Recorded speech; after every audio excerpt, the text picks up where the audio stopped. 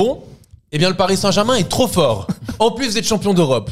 Voilà, je commence les bases tout de suite. Effectivement, ce Paris Saint-Germain est beaucoup trop fort pour le football. C'est simple, on est au lendemain d'une victoire habituelle, stratosphérique. Enfin, je sais plus quel terme utiliser parce que là, en ce moment, depuis un mois et demi, le PSG est juste extraordinaire, historique au football. 4-0 contre le Real Madrid. 3-0 au bout de 25 minutes et on a l'impression qu'il marchait quoi. Enfin, à la mi-temps, c'était comme après l'Inter Miami. C'était trop facile. Je pense à la mi-temps, ça demandait à rééquilibrer les équipes. Tu me passes un joueur, tout ça. Non. Voilà, Mehdi nous sort les lunettes bleues, pardon. Ouais, il s'est passé quelque chose de grand. En hommage au numéro 9 du Real Madrid. On est là pour l'enterrement, donc je vous demanderai de pas trop rigoler, s'il vous plaît. Ouais, moi, j'ai une pensée aussi pour la carrière de Mastantuono. Oui, c'est vrai. Pour un choix. Qu'est-ce que t'en penses de ta carrière malin, voilà, qui va. Il est où là? Là, il se prépare. Il a regardé le match. Non, il est encore à River, du coup. Non, il a été transféré au Real. Oui, mais il finit la saison, non? Oui, c'est ça, oui. Ah non, je suis pas sûr, moi. Non, je crois que c'était un truc pour cet été. Hein. Ouais, mais je pense qu'il va annuler. Ouais. On annule tout, on arrête. C'est bon, il a vu Gonzalo Garcia qui fait une bonne Coupe du Monde des clubs. Mbappé revient. Voilà, Garcia, t'es buteur. Non, tu vas finir sur le côté. En tout cas, très bon choix de carrière et grand bien lui fasse. Exactement. Voilà, il faut aussi avoir une pensée pour le numéro 9 du Real Madrid.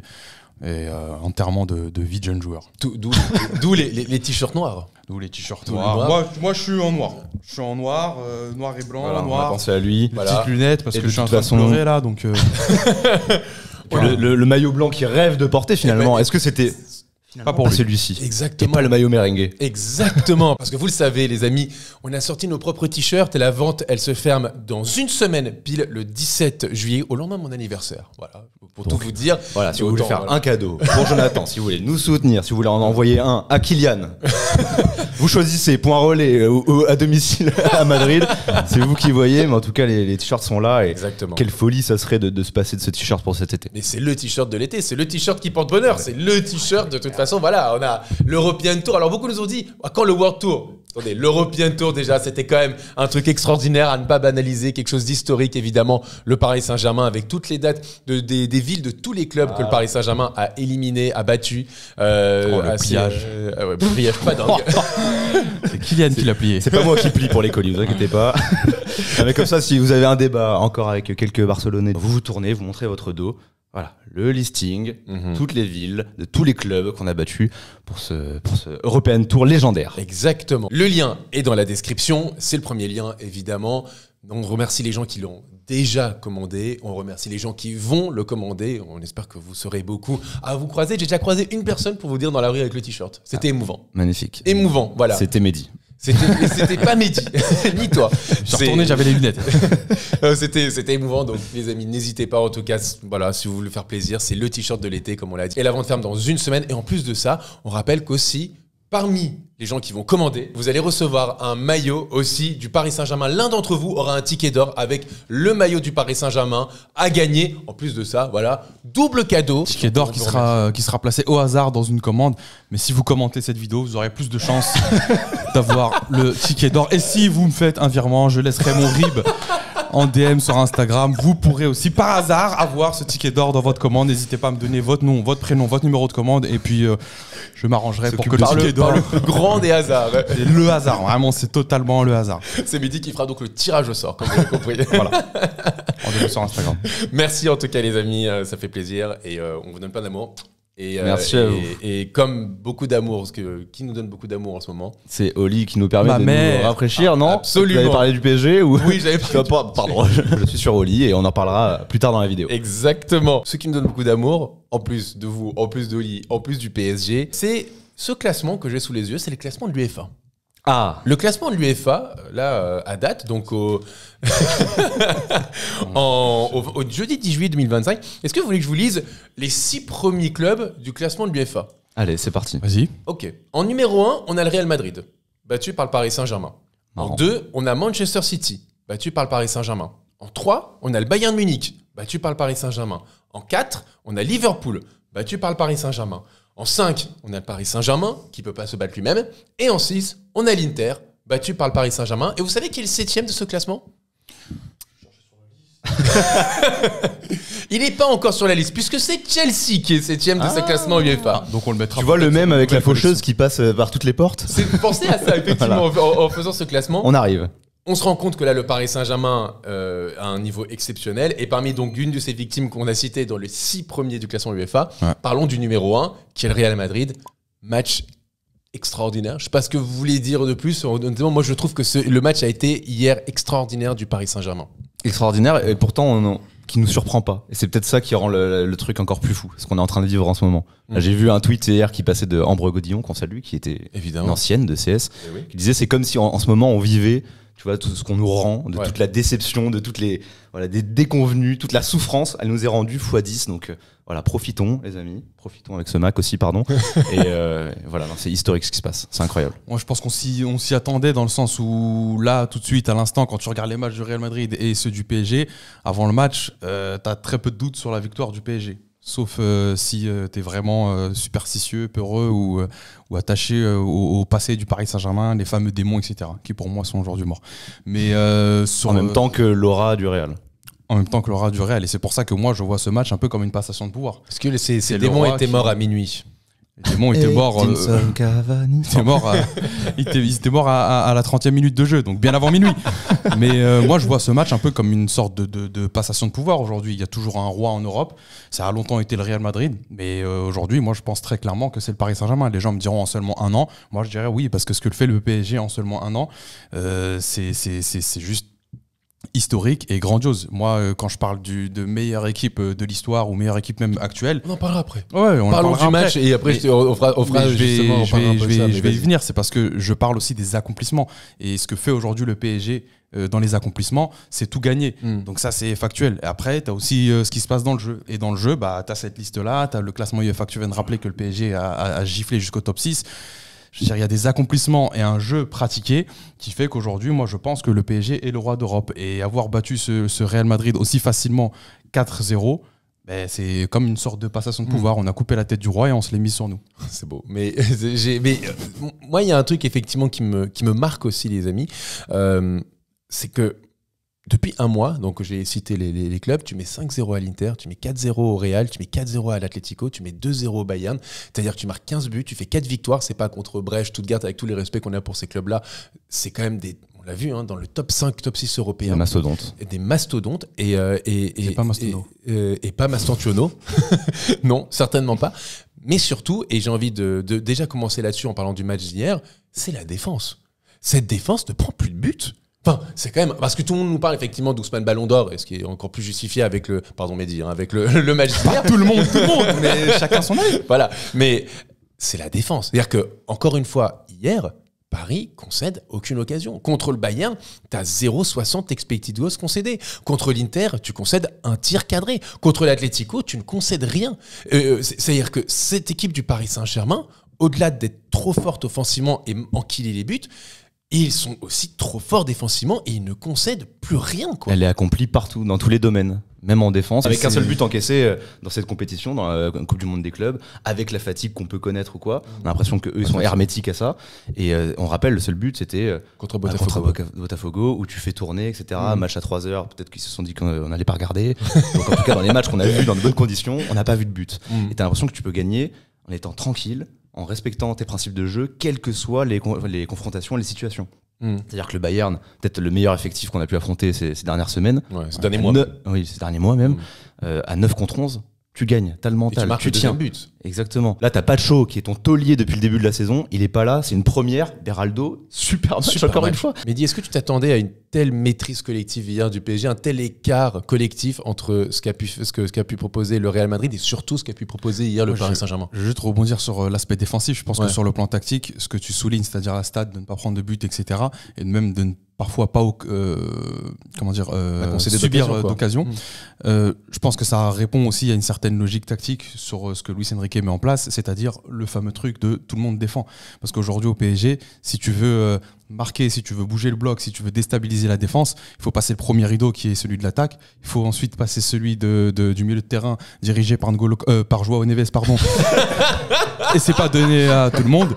Il y a et juste ensuite, un peu plus de cheveux, mais sinon c'est pareil. Et ensuite, il faut arriver face à une défense avec une charnière centrale, Marquinhos, Pacho. Hier, c'était Beraldo, mais c'était aussi très fort, t'as raison de le souligner, parce qu'on était beaucoup à lui tomber dessus. Moi, clairement, je doutais de lui, mais il m'a fait... Après, Beraldo, quand même, dans les matchs importants, il a toujours été au rendez-vous. Là, Ça, c'est presque la saison dernière, il était fort. Aston Villa, il était fort. Mais faut pas faire les mythos. Non, mais bien sûr. Quand on dit je lance Lucas Beraldo titulaire dans un gros match, non, tu n'es pas serein. Maintenant, aujourd'hui, par contre, je le suis. Maintenant, avec les matchs que tu viens de lister et celui d'hier, si par exemple de dimanche on va jouer Chelsea en finale, sans Pacho justement. Voilà, je me pose pas de questions sur la titularisation de Lucas Beraldo, je ne tremble pas au fait qu'il soit là parce qu'il est super fort et super utile sur des matchs de rotation, des matchs de Ligue 1 où il a pu un peu décevoir, mais hiérarchie qu'il a dans l'effectif, tu te dis pas quand il est titulaire, tu es serein. Maintenant, je me le dis, j'ai pas peur de le dire. Maintenant, je serai un peu plus serein quand Lucas Beraldo sera titulaire. Mais pour finir ce que je dis, une fois que tu as passé le milieu de terrain de Joao Neves, et ben aussi, il faut aussi faire face à cette défense centrale. Et quand tu fais face à cette défense centrale, il faut aller encore bouger Donnarumma. Donc, quand tout le monde défend concrètement, oui, c'est dur d'avoir des occasions et qui plus est de marquer des buts. Et puis après, ta question c'était sur le point de vue collectif. Que tu m'attendais à ça sur le plan collectif. Oui. Je pense que ce que fait le PSG contre le Real Madrid hier, c'est ce que fait le PSG depuis le début de l'année 2025. Donc c'est juste logique. Après, tu as un aspect tactique où le Real hier commence à 3 derrière, sans plus son Gino Hysén qui depuis qu'il est arrivé est un titulaire. Et ni Trent Alexander-Arnold. Oui, mais bon. Non, mais je veux dire, c'est que c'était deux titulaires. Mais tu vois, mais 3 en défense centrale contre 3 attaquants qui en plus 3 attaquants font que de presser parce qu'au PSG t'es obligé de presser quand t'es attaquant, tu te retrouves direct dans des duels en 1 contre 1 qui donnent des erreurs de malade mental comme celle de Rudiger ou les deux Raúl Asensio. Donc j'excuse pas les erreurs individuelles du Real Madrid, mais je les explique comme ça, c'est qu'ils sont 3 contre 3, t'es dans un duel en 1 contre 1, t'as des pressions de malade mental, surtout celle d'Ousmane Dembélé, donc logiquement tu t'exposes à faire des erreurs et là malheureusement pour le Real, heureusement pour le PSG, ils les ont faites. Et sur le reste, oui, le Real Madrid n'est pas connu pour être l'équipe qui court le plus. Donc il ne faut pas aussi faire le mytho encore plus avec un Kylian Mbappé. Donc quand tu te retrouves face au PSG qui lui est connu pour beaucoup courir et beaucoup presser et ne pas hésiter dans le dépassement de fonction, bah oui, le Real Madrid hier était débordé. Pour moi, c'était logique. Un Dembélé versus sans Mbappé qui amasse le plus de kilomètres parcourus à la fin. Tu peux remplacer le Dembélé par Hakimi. Non mais c'est fou, en fait t'as deux opposés aujourd'hui et cette victoire, cette différence de classe, elle est logique. C'est ça qui est complètement fou. C'est vraiment, on ne joue pas au même sport. Et ce qu'on disait en avant-match, quel plaisir si on vient à battre ce Real de Kylian Mbappé avec notre philosophie de jeu, et c'est complètement le cas. C'est d'un côté, tu as une équipe qui se bat les uns pour les autres, qui joue avec le collectif. C'est ce qu'a répété même un Vitinha à la fin du match. On aurait pu faire encore mieux. C'est complètement fou de se dire que tu gagnes 4-0 contre le Real, quand tu regardes tu commences à faire tourner, au retour de faire la gestion. Ils reviennent de la mi-temps, ils gèrent un peu. Donc oui, mais je te dis, c'est pour ça que j'ai commencé comme ça, t'as l'impression que c'est le match contre l'Inter Miami. Courtois le dit aussi en après-match. Courtois dit en après-match, au retour des vestiaires, ils ont un peu levé le pied, donc on a eu un peu plus le ballon, mais on n'a quand même pas réussi à se procurer des occasions. Et s'ils lèvent pas le pied le PSG, oui, ils auraient pu faire beaucoup mieux que ça. Mais après, tu regardes j'ai en tête un tacle d'Aurélien Tchouameni sur Hakimi en première période. C'est de la frustration parce que tu vois le ballon tourner. Le coup de pied qui met. Ah oui, il a pris les cheveux gris. Quand tu vois, c'était ouf. J'ai vu ça. Mais oui, il vieillit vite. Mais attends, qu'il en a encore plus après. Il me semble que c'est un 92 seulement. Donc, ah ouais, c'est quand même un jeune monsieur. En matière de cheveux autour de la table, on va pas non plus faire un grand débrief. Mais ouais, merci. Mais voilà, sur l'aspect tactique, en fait, ce tacle d'Aurélien Tchouameni, je le soulignais parce qu'il y avait beaucoup de frustration, parce que le ballon tournait facilement du côté du PSG et que c'est dans l'ADN de ce que Luis Enrique veut mettre en place et ce qu'il a réussi à mettre en place en 2025. Donc oui, tu vois ce tacle-là, ça image parfaitement la frustration d'un Real Madrid qui n'arrive pas à courir derrière le ballon, qui ne court pas derrière le ballon pour certains. Je parle de Kylian Mbappé et de Vinicius. Donc pas surpris moi de voir le PSG torturer le Real Madrid de cette manière-là. Il y avait ce truc de permutation. Je pense qu'il rend fou beaucoup d'équipes et hier il a rendu fou le Real Madrid. J'ai vu un mec dans les formes du côté du Real que j'ai envie de souligner, c'est peut-être Bellingham. Voilà, qui est au milieu de terrain. Moi j'ai de la peine pour lui. Ouais. Même depuis un moment pendant la saison. Tu vois, même les matchs de la saison. L'Atlético, tu le vois donner un coup sur le sol quand il est le seul. Hier c'est la même. Ah ouais, t'as un moment, il fait son retour sur Kvara, je crois. Oui, J'ai un souvenir de Kvara qui prend le ballon de Mbappé, qui met un petit peu, qui le contre. Exactement. C'est Mbappé qui perd le ballon et Bellingham se retourne après et écrit sur Mbappé pour lui dire t'as perdu le ballon. Je voudrais répéter ça, moi il me fait de la peine Bellingham. Honnêtement, je suis idée dans un. Oui, mais tu vois, c'était presque un taureau géant. Tu vois, ça courait et tout, c'était presque un taureau géant. À la demi-heure de jeu, c'était gênant. 75% de possession de balle. À un moment, c'est les commentateurs qui disent ça. 75% de possession de balle, 350 passes réussies contre 100 en face. Enfin. C'est ça. Après, il y a aussi un truc que je veux préciser. Je parle de permutation qui rend fou les adversaires et qui hier pour moi en tout cas, a rendu fou le Real Madrid. Je parle des 3 attaquants qui se retrouvent face à des défenses à 3, un peu comme face à l'Inter. À l'Inter aussi, c'était défense à 3. Ils ont essayé de sortir et tout, mais tu les étouffes. Tu vois, je pense que le PSG contre des défenses à 3, tellement le pressing est complètement fou, tu te retrouves en 1 contre 1 très facilement. Ça peut éteindre des équipes. Mais je tiens quand même à préciser un truc, c'est qu'il y a une lecture tactique pour moi qui reste quand même très difficile dans ce PSG de Luis Enrique. Il y a des moments où j'essaye même plus de comprendre, juste j'apprécie. Mais quand tu essayes de comprendre, oui, c'est ce truc de permutation, je pense qu'il rend fou beaucoup d'équipes. Et de compensation et d'efforts, ce que tu disais. Tu vois, par exemple, le contraste entre le Real et Paris. Kvara n'a pas fait un très grand match en tant qu'attaquant. Mbappé et Vinicius non plus. Sauf que Kvara, tu regardes les stats, c'est 5 duels réussis au sol. Voilà, c'est même dans un mauvais match. Lui va faire les efforts. Heureusement que Trent n'était pas là.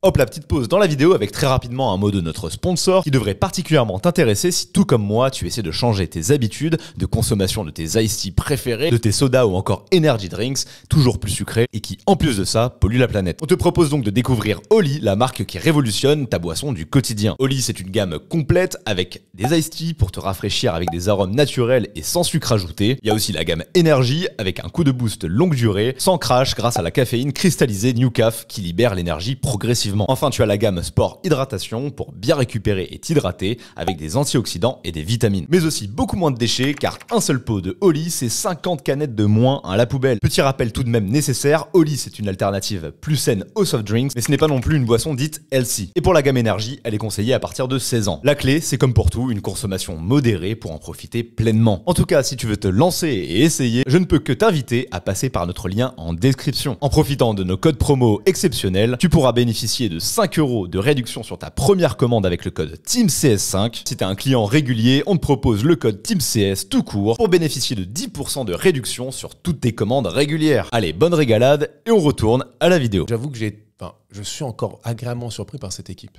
Moi, c'est ça qui est fou. Ouais, parce que hier, honnêtement, c'est vrai que, bon, alors, les gens, quand même, j'ai vu certains dire ça en commentaire. J'ai annoncé 3-1 en avant-match. C'est dire, quand on connaît mon peu d'optimisme en général, c'est dire à quel point j'étais serein. Mais il y avait toujours ce truc, quand même, attention, c'est une demi-finale. Le Real sort du victoire correcte contre Dortmund. Attention, tu vois. Il manquait effectivement pas de choses aussi. Et en fait, la première demi-heure et surtout le 3e but. Enfin, c'est ça. Enfin, moi, c'est ce que j'ai crié. J'ai crié sur le 3e but. Je criais, c'est ça le football en fait. Mais en fait, je sais pas, quand t'aimes le football, quand tu joues au football, quand tu regardes le football, quand tu joues même mais aux jeux vidéo au football, c'est pour ce genre de but quoi. C'est tellement bien joué. Les déplacements, les passes, tout est parfait en fait. Tout est parfait. Et honnêtement, j'avoue que là, je me suis dit, non mais cette équipe. Elle est beaucoup, beaucoup trop forte dans comme tu disais, Mehdi, avec les permutations, le rôle de chaque milieu de terrain, le rôle d'un Vitinha qui, je trouve, prend tellement de confiance aujourd'hui. Et il arrive à monter avec la balle, faire des transversales. Il était timide avant. Et là, tu sens un joueur mais tellement décomplexé, tellement fort. Un Fabien Ruiz qui a tellement trouvé sa place aussi, qui fait un match hier stratosphérique. Le match de Fabien Ruiz est stratosphérique. Hier, vraiment, c'est pour moi son meilleur match depuis qu'il est au Paris Saint-Germain. Mais tous, c'est-à-dire qu'on peut tous les citer.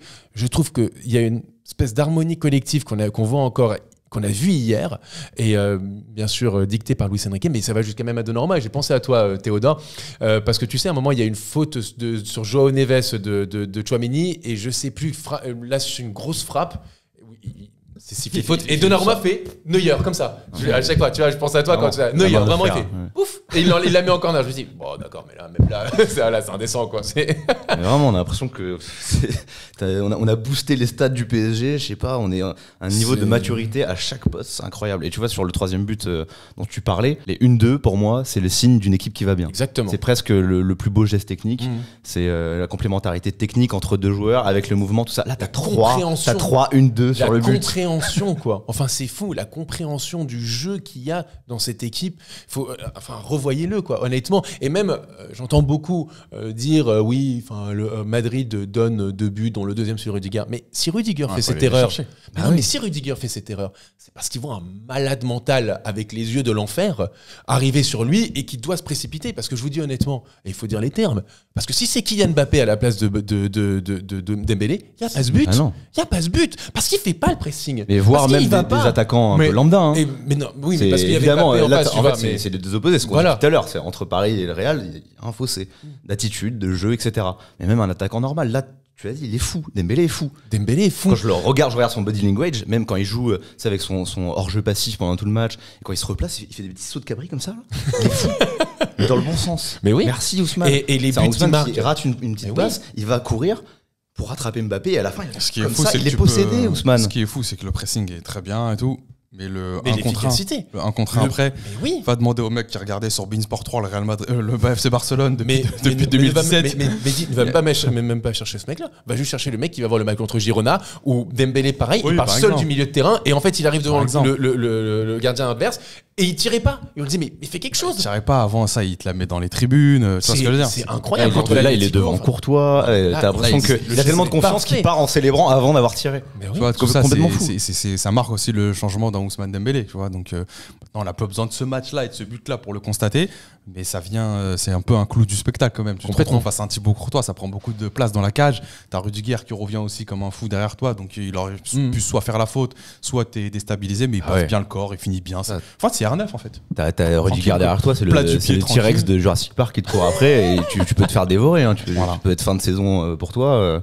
Et non, il est lucide. Non, et je trouve qu'il y a un peu l'image de cette équipe, quoi. Honnêtement, c'est fou, quoi. Honnêtement, je trouve ça. Il a l'image de cette équipe dans le sens de la confiance, parce que la tactique et la technique, on va pas leur apprendre à jouer au foot. La tactique, c'est Luis Enrique, merci. Moi, je pense que je comprends certaines choses, mais pas tout. Et le reste, c'est de la confiance. C'est ce dont tu parles avec Vitinha, c'est la transformation d'un Donnarumma, c'est la transformation qu'on vient d'évoquer d'un Ousmane Dembélé, qui n'a jamais été leader et aujourd'hui, c'est presque le père de cette équipe après Luis Enrique. Tu vois, c'est cet aspect de confiance. Quand tu parles des 1-2, c'est parce qu'il sait que Hakimi va faire cet appel, tu vois, ils se connaissent, ils sont connectés. Comment dire, c'est la preuve d'une équipe super bien préparée, d'un collectif super bien huilé. C'est juste fou. T'as pas l'impression qu'ils sont fatigués.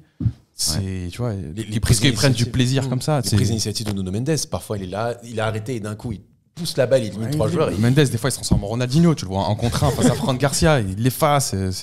J'ai envie de parler de 2 individualités, messieurs. Qui justement, on avait commencé un peu à en parler après le match contre le Bayern et les gens nous saluaient de ça et donc j'ai envie de poursuivre là-dessus. C'est quand même cette charnière Marquinhos-Beraldo et j'ai envie de parler de Marquinhos. T'en parlais déjà Mehdi et tu le disais effectivement et j'ai envie de reparler parce que hier il fait un match, alors il passe un peu inaperçu parce que t'as Beraldo qu'on n'attendait pas à ce niveau et qui fait un super match. Le match de Marquinhos est d'un niveau exceptionnel. Honnêtement, il est leader sur le terrain. C'est le premier à faire les pressings. Il était face à Mbappé. Mbappé n'a pas vu le jour face à Marquinhos. Pas vu le jour. Il y a l'action à un moment justement quand Dembélé perd la balle et Mbappé il récupère, il frappe et on voit elle est contrée par Marquinhos justement et il se retourne vers Donnarumma et il monte comme ça. Leader. Je trouve que techniquement, ce qu'il fait, c'est très fort. On en parlait aussi dans l'avant-match contre le Bayern. Je l'ai revu ce truc de quand il y a un coup de pied arrêté. Il lève le bras pour dire aux joueurs ne bougez pas de la ligne. Et tout le monde l'écoute. C'est le chef de sa défense. Tout le monde l'écoute. Et ça ne bouge pas. Et c'est pour ça que maintenant, tu ne prends plus d'occasion ou de but sur coup de pied arrêté parce que c'est parfaitement bien aligné. Et je trouve que Marquinhos, qui, je pensais justement, ne pouvait pas s'améliorer, ne pouvait pas devenir ce joueur que justement souhaiterait Luis Enrique, c'est-à-dire ce joueur qui n'a pas peur. Marquinhos n'a plus peur parce que on le voyait et c'est le match contre Fluminense, le Fluminense Chelsea. On voit justement je crois que c'est le premier but de João Pedro et Thiago Silva, c'est celui qui le couvre. Il est trop bas. Ouais. Et Marquinhos avait pris un peu cette habitude-là d'être trop bas, d'être un peu craintif. C'est plus le cas. Marquinhos, c'est le premier à se monter, à se jeter sur le ballon, quitte c'est pas grave, laisser de l'espace derrière parce que on est au pressing. Les gars, mercato parfait. Je vous l'avais dit, je voulais voir mon capitaine une fois soulagé de tous ses poids du passé. Voilà, et je pense que c'est une des clés aussi de ce PSG, c'est de voir que même lui, qui voulait trop ça, je suis fatigué, qui a enfin cette Ligue des Champions, et ben il a toujours la dalle. Et quand c'est ton capitaine et qu'il te pousse comme ça dans tes retranchements, t'es obligé de te dépasser. Voilà, lui, il pourrait s'arrêter, il pourrait partir par la grande porte, tout ça. Merci, au revoir, tu vas avoir ta statue. Non, il a encore trop la dalle. Mentalité incroyable. Marquinhos, c'est 6 duels sur 6 remportés dans les duels aériens. Non, mais hier. c'est monstrueux. Impérial. C'est monstrueux. Après, il avait pas de clients. Oui, mais Mais c'est quand même la stat parfaite. Non, Mais très oui, fort, c'est Marquinhos, cette très fort. Moi, je le répète, je l'avais dit dans le mercato parfait, je voulais qu'il parte. Aujourd'hui, je veux qu'il reste, clairement. Je pense qu'il a encore beaucoup à donner et que, mine de rien, c'est un joueur de 31 ans, donc ça reste jeune. Qui plus est pour un défenseur central. Très jeune. Et Qui est pas si blessé que ça. Voilà, qui est presque même Non, pas blessé. jamais. Capitaine et juste trop fort, la réalité. Donc, vaut mieux qu'il reste. Maintenant, pour mon individualité, j'ai envie de souligner ce que fait João Neves au milieu de terrain, la place qu'il est en train de prendre. Je pense qu'il a une progression logique, attendue, mais quand tu le vois et quand tu le constate, c'est juste c'est de la folie ce qu'il est en train de faire en fait. Il paye pas de mine, mais il est super teigneux. Physiquement, il bouge tout le monde, il n'hésite pas à aller au duel, il est très fort quand il récupère le ballon. Il est même très très fort pour récupérer le ballon. Je mets les 2 pieds dans le plat. Moi, j'hésite pas à le comparer à un Marco Verratti, clairement. Et très clairement, rappeler Marco Verratti, la vanne tout à l'heure sur N'Golo Kanté. Je le pense aussi parce qu'il a un coffre physique incroyable. Défensivement, il m'impressionne maintenant plus que Verratti. J'ai l'impression que dès que je cligne des yeux, Neves qui était là se retrouve devant le porteur du ballon. Je pense que Mbappé peut lancer une nouvelle plainte contre harcèlement pour João Neves. C'est trop ce qu'il fait depuis des mois, c'est incroyable. Et le truc super important, c'est que quand il récupère le ballon, c'est tout aussi beau, tout aussi propre et tout aussi appréciable parce que très fort à la passe, très fort dans le jeu long et super intelligent. Il ne fait pas une passe, rarement une passe qui sert à rien. Très bon pour décaler le jeu, pour changer de rythme, pour temporiser. Et puis à côté, t'as Vitinha. Mais João Neves, incroyable. Et surtout que c'est un jeune joueur par l'âge, mais aussi par la carrière, entre guillemets. Je dirais. C'est son premier grand club, son premier gros transfert. Et il est déjà en train de toucher le toit du monde. Ouais, je suis d'accord. Théodore, toi, justement, sur João Neves, est-ce que tu trouves pas aussi que tu as l'impression qu'il progresse de match en match? Alors, je ne pensais pas capable, mais je l'ai trouvé tellement fort contre le Bayern. Et hier encore, je l'ai trouvé encore plus fort, quoi. Parce que t'as l'impression qu'en fait il a déjà coché les cases depuis longtemps et il est bon partout. Et tu vois, on se demandait même dans la vidéo un peu top 10 des cracks U23, on se demandait est-ce que lui il a vraiment cette étiquette de crack? Oui. Parce que finalement il était bon partout, mais non, en fait il est surclasse. Il est surclasse. Il est excellent partout. Je pense que c'est l'avantage, c'est intéressant, mais je pense que c'est l'avantage du PSG de Luis Enrique. Si le PSG ne gagne pas la Ligue des Champions, il ne gagne pas tout ce qu'il gagne, il n'est pas forcément mis en lumière. Donc tout crack qu'il est, João Neves, on aurait eu du mal un peu à le classer. C'est pour moi en tout cas ce qu'a subi Marco Verratti au PSG. Pour moi, Marco Verratti, c'est crack absolu. Mais frère, t'as gagné quoi? Donc c'est dur de le mettre en lumière, c'est dur de gagner le respect du monde du football. Quand t'allais par exemple à Barcelone, Marco Verratti, les gens te disaient oui, je veux bien qu'il soit transféré au Barça, j'aimerais bien l'avoir dans mon effectif, c'est un mec super trop fort, mais je veux pas le mettre à la table d'Iniesta et compagnie, parce qu'il a jamais gagné, et cet argument, tiens, il était légitime. Sauf que cette génération aujourd'hui de joueurs du PSG, ils sont tous jeunes, ils sont tous forts, et ils gagnent. Donc je pense qu'ils vont avoir beaucoup de reconnaissance dans le monde du football. Et la preuve en est, c'est qu'aujourd'hui, les gens classent 10 joueurs du PSG dans le top 30, donc du Ballon d'Or, pardon.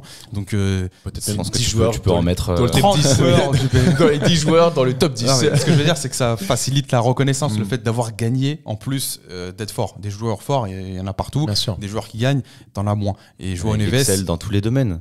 Pardon ? Il excelle dans tous les domaines à 20 ans, c'est incroyable. Ouais. Niveau stats, c'est 4 tacles hier. Il fait 1m70. Est-ce que tu comptes le tacle dans le vide pour sauver le corner sur un duel? Tu l'as en tête ou pas? Parce que je le vois tellement sortir. Les réalisateurs qui nous sortent de ça, alors qu'on avait envie de voir le tacle parfait. Et il l'a fait, sortie de balle exceptionnelle juste après. Je l'ai en tête. Les récupérations, c'est techniquement, il fait partie des meilleurs à son poste aussi. Il est bon de la tête, il a un jump, un timing exceptionnel. Il a marqué des buts marquants, notamment contre City et même là, c'était contre Inter Miami, doublé. Donc voilà, et puis il a marqué même de très jolis buts cette saison, même en Ligue 1. Il a une belle frappe, il tente, il marque même du gauche. Donc voilà, merci Campos. 60 millions encore une fois. On l'avait déjà dit dans une vidéo, mais ce n'est pas assez. Ouais, je suis Vidia pour Benfica. Est-ce que tu as une individualité, Théodore, pour l'individualité, c'est forcément Fabien Ruiz. Voilà, Zinedine Zidane. Voilà. C'est plaisir que tu sois à la main avec nous. Fabien Ruiz, MVP. Je m'auto-sale la main aussi. vu les insultes qu'on a pu se prendre en commentaire. C'est Enrique qui lui remet le trophée à la fin du match, c'est les émotions. Il mérite, très mérité. Fabien Ruiz, c'est 8 passes longues. J'ai pas vu, moi, la première c'est très sympa. C'est lui qui lui a ramené en direct sur DAZN. Non, je savais pas. C'est 8 passes longues réussies sur 10, c'est donc 2 buts, c'est 3 duels au sol réussis sur 3. Voilà, donc c'est le stabilisateur, le régulateur, celui qui va bonifier le jeu, qui va faire le jeu long, qui va être à la conclusion des actions, qui a marqué aussi un très joli but contre Atlético Madrid. Il avait marqué contre Arsenal en demi-finale de Ligue des Champions, là il te claque doublé en demi-finale de Coupe du Monde des clubs. Voilà, et le deuxième but, il faut être lucide aussi, parce qu'il est bougé par ce petit coquin de Valverde qui joue avec son vice, qui le déstabilise. Son deuxième, c'est la contre-attaque. Ouais, contre-attaque, ouais. Un grand bravo à Fabien Ruiz. Et sinon, toujours au niveau stats, j'avais noté parce que voilà, ça fait plaisir de voir de tels stats. C'est Beraldo dont on a parlé tout à l'heure. C'est 62 passes réussies sur 63. Voilà. Ah oui, je vois, c'est sa seule passe ratée en plus. Une passe ratée. 78% du coup de passes réussies. C'est 3 passes longues réussies. C'est plus que 78%, je te rassure. C'est 98, je pense, plutôt. Oui, pardon. 62 sur 63, c'est... Il n'en a raté qu'une. J'ai vraiment dit 78. Ouais, vraiment, c'est... Je ne ferai plus jamais de stats. Je voulais dire 98. Évidemment. 3 passes longues réussies sur 4, 2 tirs bloqués, dont un qui était vraiment dangereux à l'entrée de la surface, et 3 duels aériens bloqués, enfin réussis. Ouais, sur 3. Extraordinaire. Tu ne pouvais pas attendre mieux de toute façon. On les avait beaucoup parlé de sa qualité de passe et on l'a vu hier. Complètement. À l'image de ses stats, quand tu vois le Real Madrid en face, en fait, moi je me dis qu'honnêtement, la force des très grandes équipes, et ça va nous amener à notre dernière partie, c'est le milieu de terrain. On le sait tous, quand on retient par exemple le Real Madrid là, des années 2015-2020, on parlait beaucoup de la BBC, mais c'était aussi Kroos, Modric, Casemiro, et on voit qu'aujourd'hui, c'est plus compliqué. Quand on parle du Barça de la MSN, alors beaucoup parlent justement de la MSN, mais Xavi, Iniesta, Busquets et Rakitic surtout. Pareil pour le Barça de Guardiola. En fait, ce que je veux dire, c'est que quand tu vois le Real Madrid aujourd'hui, et honnêtement, je ne sais pas qui pourrait prendre sur le marché, à part aller chercher au Paris Saint-Germain pour avoir un milieu de terrain aussi fort. Ouais, ils ont bien besoin d'un Vitinha. Hein. Ils ont bien besoin d'un Vitinha, qui a été raillé bien par besoin d'un joueur Neves, bien besoin de ce genre de joueurs. Excuse-moi, mais moi, quand je vois par exemple un Bellingham, il doit se dire, avec Vitinha et Joao Neves, qu'est-ce que je me régalerais, quoi, tu vois, honnêtement. Et Vitinha, c'est 121 ballons touchés. C'est le plus dans la partie. Des stats Verratti-esques. Oui, c'est vrai. Et il a joué 100% des minutes de la compétition. Ouais. Il n'est pas sorti une seule fois. Je pensais qu'il allait le faire sortir hier, mais en fait, il a fait sortir Nuno Mendes pour Lee Kang-in. C'est dire à quel point. Quand t'as Lee Kang-in qui entre, c'est que vraiment ce que je me suis dit. Ou Ramos à la 60e, je me suis dit, ah oui, d'accord, vraiment. Des changements, il fait sortir un latéral gauche pour Lee Kang-in. Non, mais c'est un match où tu prépares la finale. Je savais pas que DAZN avait encore les droits de Ligue 1, mais voilà. C'était un PSG Montpellier. Comment vous sentez la finale à venir du Paris Saint-Germain contre Chelsea? On fera attention à un avant-match, mais si t'es dans les standings habituels, il y a rien à dire. J'ai vu un tweet d'un compte fan de Chelsea hier avec un mème, quelqu'un qui tremblait comme ça pendant le match. Bah oui, parce que maintenant tu fais peur, c'est le grand méchant. Voilà, ils peuvent tout essayer, ils peuvent essayer de nous mettre des suspensions pour Pacho pour 2 matchs, tout ça. Non, on aura Beraldo. Tout le monde sera au diapason. Mehdi, toi qui as sorti les lunettes. C'est pour la mort des Blues. C'est pour la mort des Blues. Comment je le sens Est-ce qu'on va chercher le 7e On va faire le top 7 de l'UEFA cette saison pour le Paris Saint-Germain. Je pense encore une fois, on a suivi Chelsea toute la saison et là sur cette Coupe du Monde des clubs, il y a eu l'arrivée de João Pedro, c'est pas mal. Mais 2 très beaux buts. Ouais, de très beaux buts. Son club formateur. C'était Fluminense, c'était pas le PSG. Non. Voilà. Donc je pense que Chelsea, moi comme je l'ai toujours dit par rapport à leur projet, ça n'a rien à voir, mais j'aime pas le fait d'avoir 800 000 joueurs au centre d'entraînement et dans le vestiaire. Mais c'est quand même un projet qui prend un peu plus de sens là ces derniers mois. C'est plus dur que le Real Madrid, hein. Je veux le dire. Ouais, mais moins que le Bayern. Mais moins que le Bayern. Attention, c'est le titre de notre avant-match, c'est une finale avant l'heure. Vainqueur de la conférence du coup contre le vainqueur de... La C4 contre la C1. Ils se sont pris des baffes quand même contre le Betis Séville lors de ce match, je me rappelle. Oui, c'est vrai. Voilà, moi franchement, je vois le PSG l'emporter, je vois un PSG au-dessus collectivement, individuellement aussi. Je pense que les individualités du PSG sont plus à même de faire la différence que celles de Chelsea. Et sur la forme actuelle, sur la confiance, sur tous les plans. Non, mais ils ont la dalle. Ce PSG est insatiable. De toute façon, même Dembélé le disait dans son interview de retour. Ils ont goûté à la victoire et ils veulent plus lâcher. Ils veulent encore. Et t'as l'impression que t'as la recette du bonheur. Pourquoi ne pas l'appliquer à chaque fois? C'est ce qu'ils font. Voilà, je vois pas Chelsea causer du mal au PSG là. Bon bah écoutez, alors comme ça, PSG champion du monde et puis après le feu d'artifice. Et puis à la Super Coupe d'Europe peut-être. C'est sûr. Contre Tottenham. Est-ce que donc le Paris European Tour qui est notre t-shirt, est-ce qu'on est le retour, le Paris English Tour? Parce que je rappelle que Paris en 2025 a éliminé Liverpool, a battu Manchester City, Aston a Villa. éliminé Aston Villa, a éliminé Arsenal, va jouer donc contre Chelsea. Et il restera encore Tottenham. Chelsea, Je ça rappelle- rappelle des bons, pas que des bons souvenirs. Pas que des bons souvenirs. Non, Mais, On a une vengeance Ouais. aussi à prendre sur Dembaba. Mais c'est une étape sympa du coup. Ah ouais, là. c'est Là, vrai. il nous manque Mais- tu vois le Real et l'année prochaine, je pense que ça sera marqué par le duel Le Barça. face au Barça. Mais ce qui est fou, et avant de vous quitter, c'est que dans ce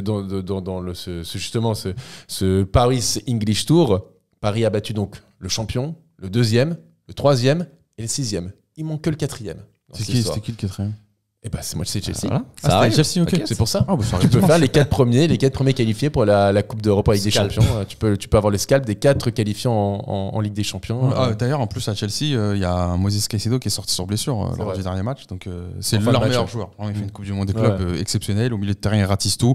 Il aurait pu embêter Vitinha, la connexion Surtout, Vitinha-Joao Parce Neves. que je l'ai vu à un moment qui commençait à sortir, je l'ai vu revenir sur le terrain, je me souviens plus s'il est sorti. En Je sais pas, mais en tout cas, il était touché à la fin du match. tout cas, il était touché, ça c'est sûr. Et voilà, s'il n'est pas là, voilà, c'est le joueur vraiment qui aurait pu bien embêter la connexion Joao Neves-Vitinha. S'il est là, tant mieux pour Chelsea. Je pense que c'est pas non plus une bascule pour le match, mais c'est en tout cas le joueur pour moi le plus important du côté de Chelsea. Donc à surveiller. Surveiller aussi s'il sera là. Mais s'il n'est pas là, le gap est creusé pour moi. Voilà, je Ouais, pense qu'on d'accord.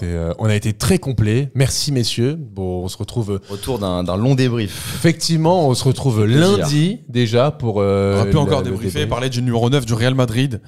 Mais sinon, j'ai peur de recevoir une convocation.